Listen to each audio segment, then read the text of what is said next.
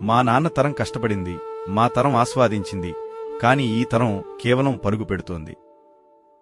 ఒకప్పుడు మా బాల్యం ఆ మట్టి వాసనలో ఉండేది.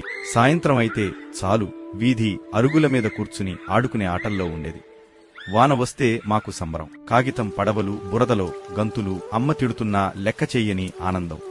కానిప్పుడు వాన వస్తే పిల్లలు కిటికీలోంచి చూడటమే తప్ప ఆ వాన చినుకు వాళ్ళని తాకట్లేదు. ప్రకృతిని స్క్రీన్ల వెనుక చూస్తున్నారు తప్ప అనుభవించలేకపోతున్నారు.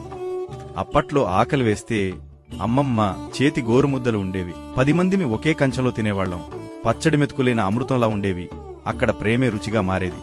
కాని ఇప్పుడు పిజ్జాలు, బర్గర్లు ఆర్డర్ చేస్తున్నారు.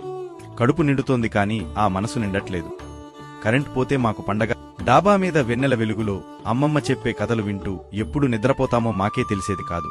ఆ చల్లగాలి ముందు ఏ ఏసీ, కూలింగ్ పనికొస్తుంది చెప్పండి. ఇప్పుడు కరెంట్ పోతే విసుగు, ఇన్వర్టర్ల శబ్దం, ఆకాశం వైపు చూసే తీరిక ఎవరికీ లేదు. అప్పట్లో ఒక ఉత్తరం వస్తే అది చదివి వినిపించడానికి ఊరంతా పోగయ్యేది.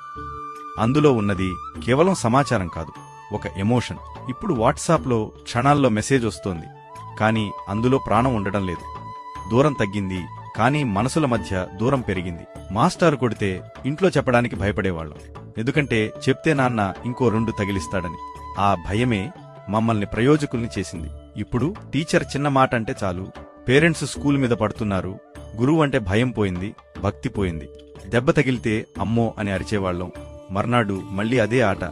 ఆ దెబ్బలే మాకు ధైర్యాన్ని నేర్పాయి. ఇప్పుడు వీడియో గేమ్స్లో 100 సార్లు చచ్చిపోతున్నా వాళ్లకి నొప్పి తెలియట్లేదు.